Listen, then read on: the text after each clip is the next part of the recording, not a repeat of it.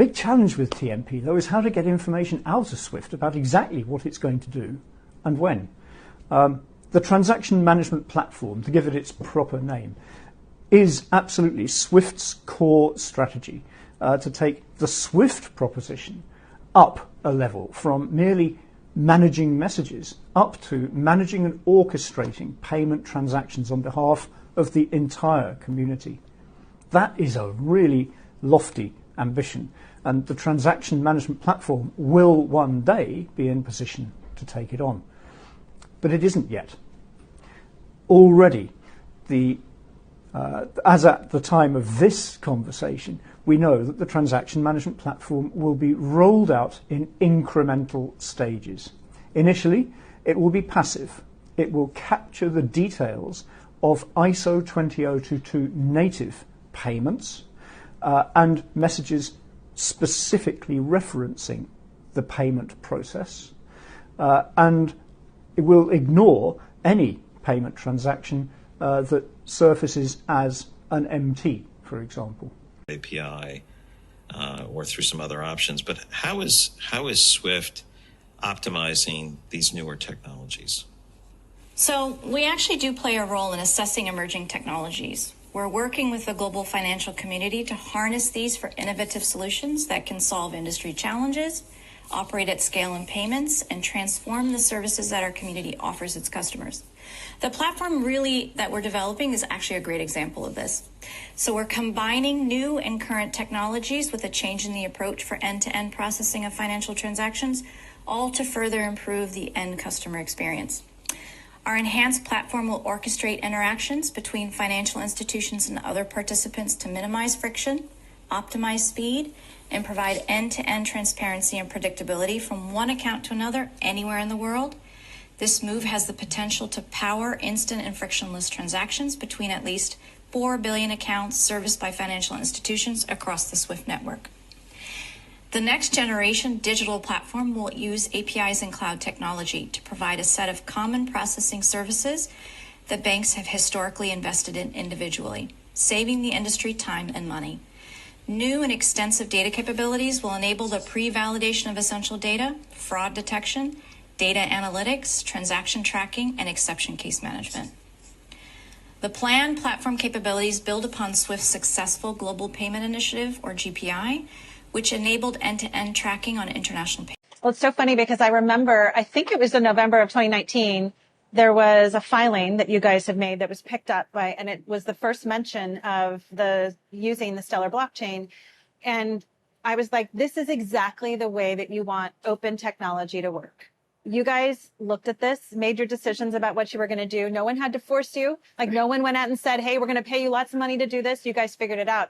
We were thrilled to see that, because that's exactly what we want to see happen all over the world. And what we do see happen, not at this scale necessarily, but small individual developers in other parts of the world can grab the technology and do it. But once we did, we were like, hey, we should be talking to them. And so we started the conversations, and it's just been so nice to watch the journey. Yeah. And to watch that, you guys did very methodically approach this. Yeah. And so what are the benefits that you see for? Well, I mean, of course, at the time we were, trying to figure out which platform to use. And, I think we ended up with Stellar because of really the capabilities that you guys have that were so important for the regulatory environment, right? I mean, so this concept of being able to, claw back a transaction, right? That's important. We're required to do that. If there's something that happens, you got to be able to fix some of those things, and have this control environment in which we're responsible for. And the Stellar chain allowed us to do some of those things, and then. Also, you guys Stellar's amazing with how cheap your gas fees are. I mean, yeah, there's nobody else that comes near that. And, that's important to us and important to our clients. So it's really been I think, a terrific journey together. I told everybody to pay more attention to the MiCA deal that they put out in Europe. Again, that is not proposed to go into full effect until the end of 2024. I don't think a lot of people are ready for this purge that's about to take place. Last time we were at 23,700, and today we are currently at 24,135. This entire market infrastructure and the cryptocurrency ecosystem is going to be reshaped and reformed. And people are not ready for the purge that's going to happen when these regulatory frameworks officially get put in place. Listen to what this lady from the BIS has to say. The Union has proposed a market in crypto assets regulation, MiCA for short, and that is currently going through the European lawmaking process and will likely become applicable in the next coming year. And this legislation is aimed at issuers, trading platforms and wallet providers of unbacked crypto assets and stablecoins.